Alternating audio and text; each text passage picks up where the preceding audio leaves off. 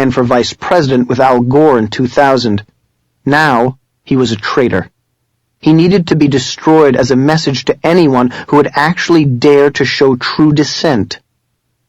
By 2006, Lieberman had been thrown out of the Democratic Party for his heresy and was now an independent senator from Connecticut. Perhaps the best example, though, and one that played out in the new media landscape, was Andrew Sullivan. Sullivan, an openly gay man, understands the penalties that go along with speaking out against the complex if you're a member of one of the subgroups. If he were given truth serum, he'd have one hell of a story to tell. Sullivan said he was a conservative in the 1990s and the early 2000s. More than that, he backed George W. Bush's election in 2000 because, as he put it, "When I look at what he is proposing to do, I agree with him far more than I do with Al Gore. For me, to support Gore on his current big government leftist platform would simply mean renouncing most of the principles I've long believed in and cherish."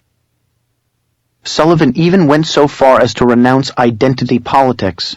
"I believe in an equal society with equal rights for individuals, not a balkanized society where membership in certain groups guarantees special privileges and rights." Even though he was for gay marriage, and even though Bush, as he said, thinks gay people should live as criminals under sodomy laws, which is almost enough to send me back to Gore, Sullivan realized that Bush would represent an uneven and unprincipled check on the balkanization of America. In June 2001, Michelangelo Signorile, a gay journalist who specializes in the vile practice of outing prominent people with whom he disagrees, went after Sullivan with a pickaxe in the alt-weekly LGNY, along with buddy Michael Musto from the Village Voice and David Ehrenstein from the Los Angeles Times.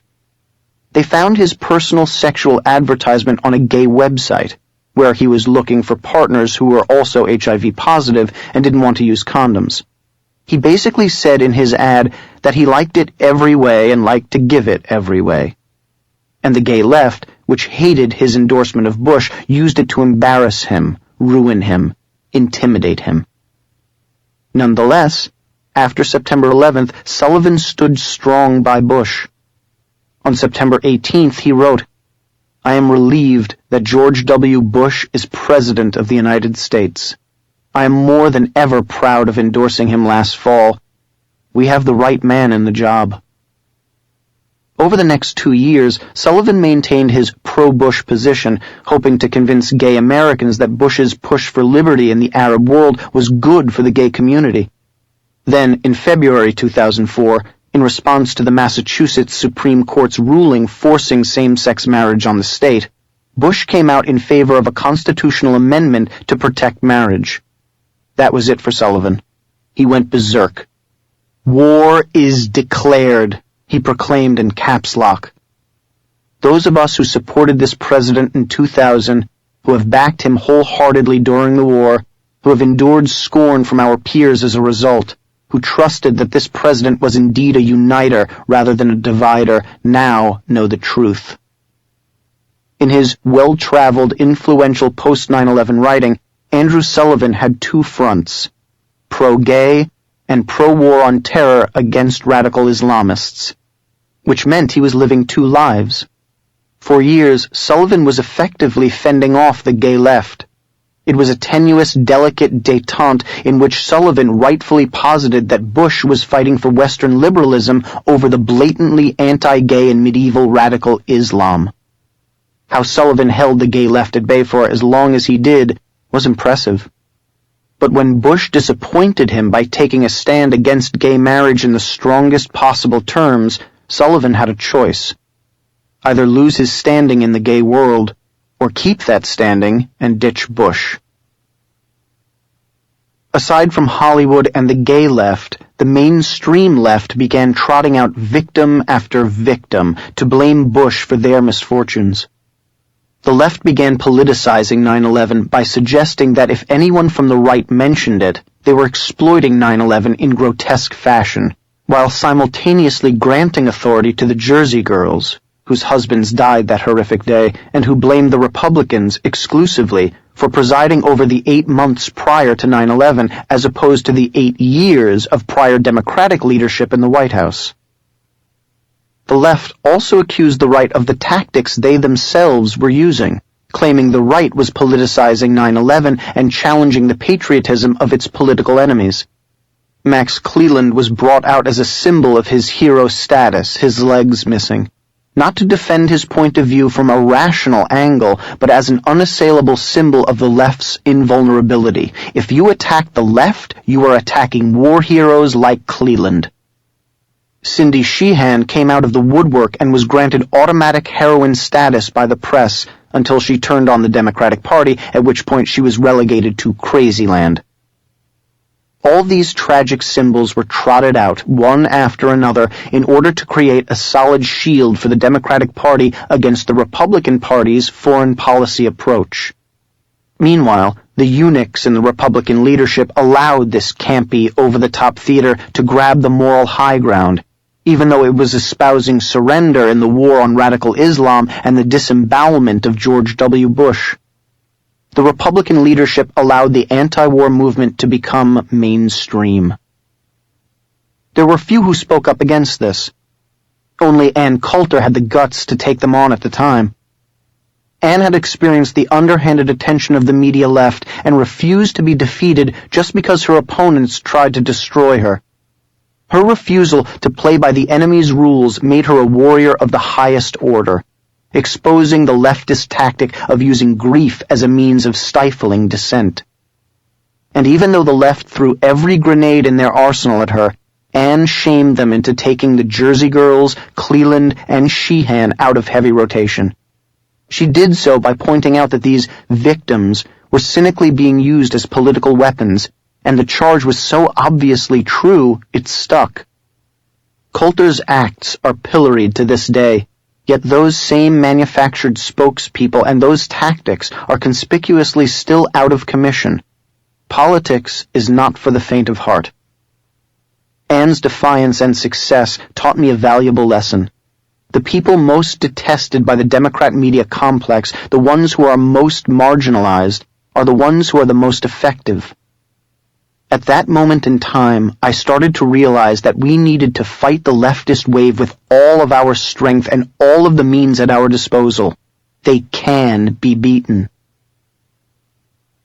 Between the war in Iraq, the introduction of victims of a manufactured intolerance toward dissent, the ire and tactics of the gay movement, and the unyielding propaganda of the Hollywood left, all the strands braided together to form a leftist rope of monumental strength, a rope made to hang George W. Bush from the highest turret. I watched with increasing trepidation the ultimate attack on Bush that I had previously predicted to friends and family. I watched the collective effect of the Hollywood class's reaction to 9/11, which consisted of splitting the country when we were united.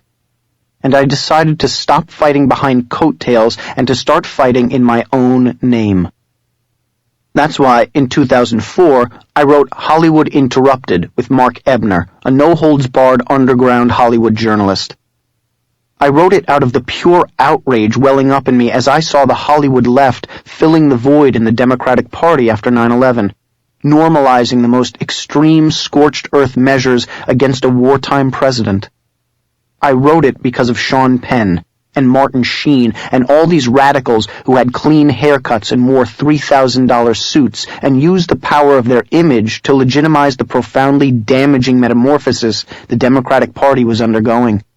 The transition from the party of Joe Lieberman to the party of Nancy Pelosi, Harry Reid, and Howard Dean. The biggest point I wanted to make was one I'm still making. Hollywood is more important than Washington. It can't be overstated how important this message is. Pop culture matters.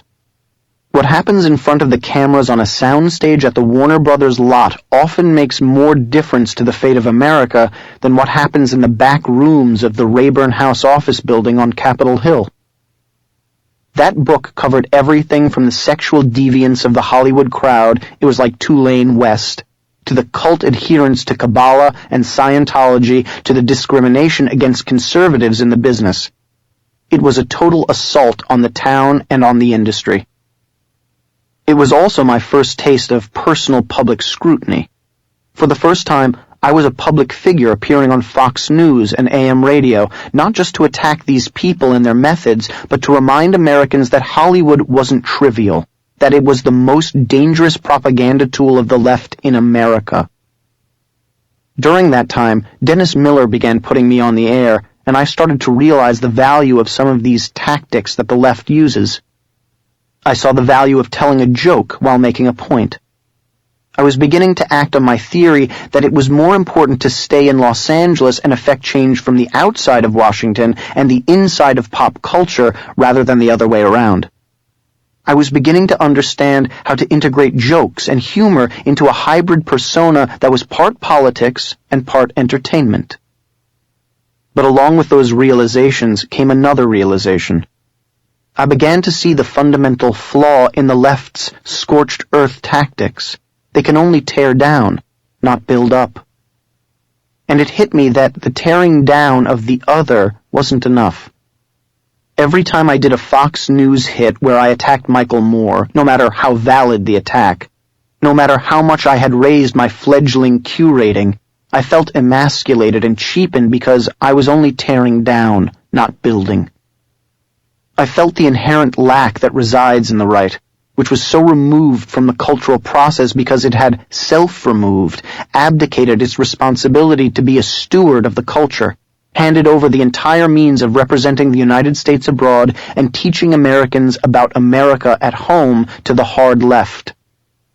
But I also knew that the left's control was a false architecture born of smoke and mirrors, born of a media age in which the left controlled who was cool and who was not, who was in the in crowd and who was in the out crowd, punishing those who would step out of line and rewarding those who went with the flow.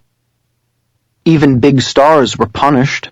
How much more so would makeup artists doing Susan Sarandon's eyeliner be punished if they openly traded views on the war in Iraq?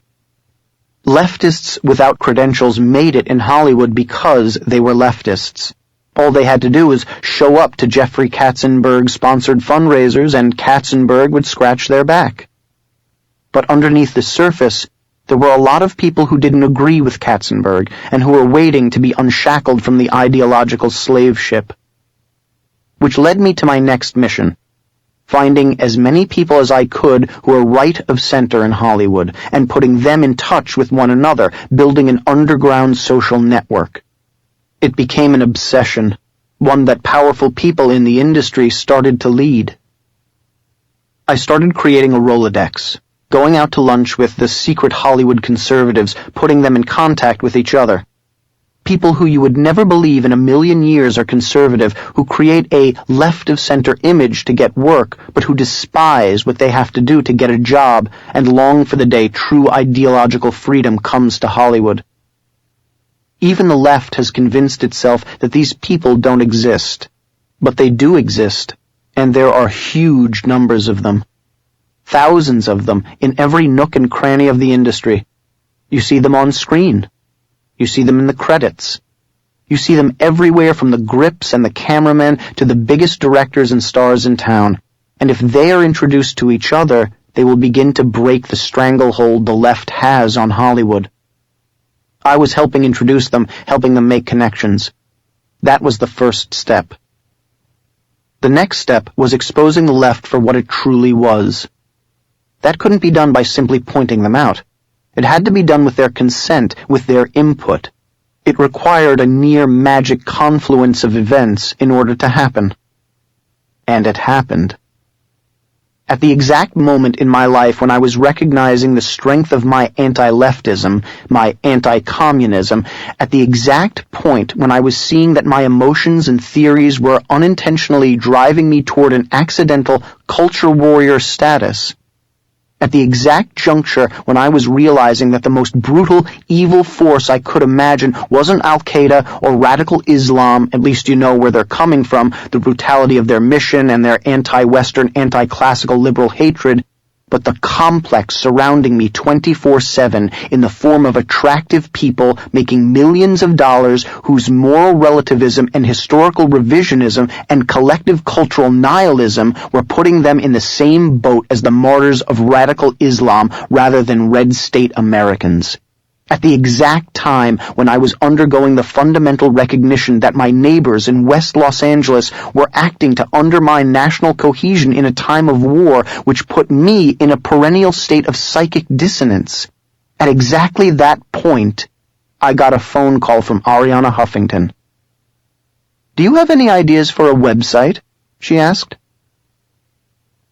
Now, by this point in our tale, Arianna Huffington had shifted her political viewpoint and was in league with the very people I had grown to oppose. How that happened is surely another story. But when that group of people came to me with Arianna as their spearhead, I saw that it was a unique and dangerous opportunity. I approached my peers on the right with my idea, and they loved it. The idea was simple. What, I said, if we can get the collective left that we have dinner with, cocktail parties with, the left that talks crazy in private but only expresses itself at the Daily Kos under pseudonyms, what if we can get them all to put their names next to their crazy ideas? What if we can make it a one-stop shop for exposing liberals for who they are and forcing them to stand by their positions? I presented the idea to Arianna from a different standpoint, of course. I told her she should set up a salon for like-minded thinkers to express their views, and Arianna loved it too. I went in with dual purposes. While the Huffington Post, in theory, served Arianna's and the left's goals of creating a battlefront where they could fight their battles, it served my ulterior purpose of creating preparation for talk radio and cable news, where everyone could see what lunacies constituted the thought processes of the richest noblesse oblige liberals in our land, the people who benefit the most from our way of life and yet craft the culture of our land in opposition to that way of life. Frankly, I wanted to put them on display, and for different reasons, so did Arianna. I knew going in that this was going to be a difficult psychological test of my resolve. After going through it, I know why CIA agents take rigorous tests in order to ascertain whether they can go through the stress of becoming a double agent, and I realized very soon thereafter that I didn't have what it took to attempt inconsistent engagement with people whose ideas I found anathema. Nonetheless, from November 2004 through June 1st, 2005, I danced with these people, conspired with these people, and helped launch the Huffington Post. By April, however, when I realized that I wasn't going to be a spy but their manservant, I realized I couldn't live with myself or with my true friends who relied on me to be their go-to guy for battles against the left. So I bailed out. But it worked. I knew it had worked by the end of the launch date, May 9th, 2005. I was driving down Lincoln Boulevard and listening to Michael Medved laugh aloud as he read Rob Reiner's launch day piece entitled "Where Have You Gone, Woodward and Bernstein?" It was a typical lefty ode to the idiotic theme that journalists are right-wing, which is as stupid a belief as you're likely to find this side of John Cusack. Reiner wrote, "The so-called Fourth Estate is now little more than the public relations arm of a government propaganda machine in which all three branches are controlled by the same political party. Who is watching the store?" Medved was chortling as he read this nonsense, and I felt mischievously enthralled that my mission was somewhat completed because I had always looked at the Medveds of the world as some of the smartest people on the right, and if he got what my intention was, then I had done something very right. The Huffington Post was great for another reason, too. The creation of Greg Gutfeld. Greg was allowed in by the Huffington Post editors as a token right-winger, and he was attacking the left from within with the most clever, insidious tactics ever. He was Jon Stewarting them, Stephen Colberting them, and they hadn't even caught on. He made them crazy, challenged them, teased them, and confused the hell out of them. While writing for the HuffPo, Greg was consistently the biggest driver to the site, bar none. Yet he was also the writer most out of sync with the site's audience. That's how talented he is. Of course, Greg now hosts Red Eye on Fox News. Perhaps the best thing about the Huffington Post, though, is something I didn't take into consideration at the time. The greatest victory for the right with regard to the site is that for years, conservatives argued that the New York Times, the most important journalistic entity in the United States, was radically left of center. And for years, the left denied it. But the Huffington Post was different. It was openly and loudly and radically leftist. When you read the Huffington Post, you knew there was a collective mindset, a groupthink. And the great irony was that if you looked at the front page of the Huffington Post on any given day and matched it with the front page of the New York Times, they were virtually identical. If you tested the philosophical DNA of the Huffington Post and the philosophical DNA of the New York Times, it was obvious to anyone that they were identical twins. They were fighting the same battles, and the bylines at both places were of people who went to the same schools, married the same kind of people, voted the same way. They were all part of the same incestuous elitist orgy. They were all part of the power structure of Hollywood, Washington, and New York. They were all from the same group of people who made tons of money, vacationed in the nicest places, flew first class or private, and then dictated to the rest of America how to live sustainable lives. It didn't matter how big Thomas Friedman's house was or Al Gore's vacation home was, they all felt the need to lecture Americans on how to behave sexually, what to eat, how to fly, where to shop, and what's more, they agreed on the answers to all of those questions. By exposing part of the complex via the Huffington Post, I had helped expose a major chunk of the complex. But I still didn't know where the Democrat media complex itself had come from. It gnawed at me. Why in the world had the greatest country in history submitted itself to the evils of the Democrat media complex? Just how the hell had these nutty people gotten so much power? Chapter 6. Breakthrough. Ever since college, I had experienced flashes of the Democrat media complex.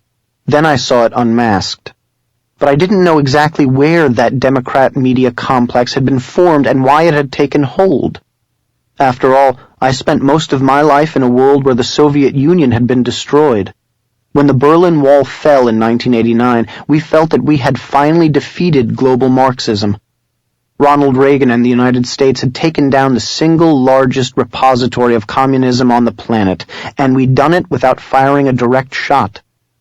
The whole world could see that communism didn't work. Its failure was on display for the entire globe to look at and say, "So much for that."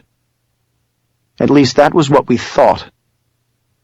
When you look at the history of the Soviet Union, what you see is the conversion of hundreds of millions to a corrupt and insidious worldview via the overpowering propaganda of communism. Yes, they used force. But they also used every means at their disposal to control the culture, the everyday lives, the very thoughts of their citizens. When I was at Tulane, I saw the same cultural forces at work. The forces of the thought police, of the cultural fascisti. People in positions of power who decided what was okay to think and what to write, what words meant and who was allowed to say them. Tribunals without oversight, kids thrown out of college for uttering the wrong sentiments. Looking back, I thank God every day that I partied to excess at Tulane, because it kept me from buying into that worldview, from learning that language. If I hadn't been busy having fun, I could have become a professor, gotten tenure, and taught that cultural Marxism, propagated it for a living. I could have reinforced and propagated the complex because it would have reinforced my position. Later, I saw that the cultural Marxism of Tulane wasn't restricted to Tulane. It was everywhere, from the mainstream media to Hollywood to the educational system to the government. And when I began researching the origins of that pervasive cultural Marxism, I realized that this wasn't a result of America's suddenly and spontaneously embracing a rebellious counterculture in the 1960s. It started long before that. It started from the beginning. The founders of our country were realistic men who understood human nature, who recognized that people weren't infinitely changeable, that they had certain traits born into them. In The Federalist, number 51, James Madison famously said that men were not angels, that they were ambitious but rational, and that we therefore needed to construct a system of government that pitted ambition against ambition. John Adams knew government had to be limited, since it is weakness rather than wickedness which renders men unfit to be trusted with unlimited power. Thomas Jefferson agreed. The founders understood human nature because they were part of the great Western tradition of philosophy and literature and history. They valued their heritage because it sprang from basic knowledge about what human beings are. That was why the founders were so ardent about instilling in future generations moral teaching, virtuous teaching. Men were not naturally good and needed moral education. Adam Smith's capitalism, of course, was based on the same principles, not the pure greed and selfishness Michael Moore or Barack Obama would have us believe. Smith knew that capitalism, the exchange of the products of one's best efforts for the products of someone else's best efforts, required people to act with virtue. To sum up, the founders' view was this: human nature is variable and requires training in virtue. No government should be given too much power, or the people comprising that government will use the power in the worst ways possible. Individual freedom, when used within the boundaries of morality, is the highest good. The Constitution was written as a living testimony to this view. The founders' realistic view of human nature and call for limited government and individual liberty found its opponent in the philosophy of Jean-Jacques Rousseau and later Karl Marx. Rousseau thought that people were naturally good and were corrupted only by the development of the surrounding society. He himself was not naturally good, fathering 5 children out of wedlock and abandoning them all to orphanages. He also thought that modern society, created as it was to protect property rights and life, had destroyed the natural communism that prevailed before the advent of society. To people like Rousseau, the solution to the evils of the current society was the creation of a new social contract, one based on the general will. The general will didn't need any checks and balances because it embodied the entire will of the people, and if individuals argued with the general will, they lost. Karl Marx's ideas picked up where Rousseau left off. Unlike the founders or even Rousseau, he didn't care much about human nature. For him, human nature didn't really exist. In fact, he went further. Human nature was produced by surrounding society. If human nature was to be changed, it could be changed only by destroying the surrounding society. George Wilhelm Friedrich Hegel provided the dialectic theory that backed Marx's utopianism. He believed that conflicts made the world a better place, that basically, might made right. The struggle between two opposing ideological or philosophical forces, thesis and antithesis, would eventually end in a synthesis of the two sides, and that synthesis would be better than what had come before. Sort of like a guy, thesis, having a fight with his wife, antithesis, and then them having great make-up sex and the product being a baby, synthesis. Only sometimes, thesis would rape antithesis in order to get to synthesis, or vice versa. Marx married his own philosophy to Hegel in something vague and confusing called dialectic materialism. The idea was basically that capitalism carried the seeds of its own destruction. Capitalism, thesis, would be faced with the wealth gap that capitalism creates, antithesis, and that wealth gap would be solved by socialism/communism, synthesis.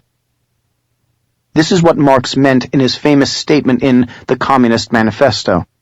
The history of all hitherto existing society is the history of class struggles. In the final conflict, the workers would win and a communist synthesis would be established. Happy day. This all sounds confusing and would make anyone with common sense stop and say, wait a minute, explain that one slowly and tell me why it isn't intellectual babble. Unfortunately, there's only one problem. Important people in America believed it. Let me continue with this brief history lesson. President Teddy Roosevelt is on Mount Rushmore. Even though Teddy was a Republican, he was no conservative. He was a progressive. Progressivism was a strain in American thought that merged the Hegelian dialect with Marxism.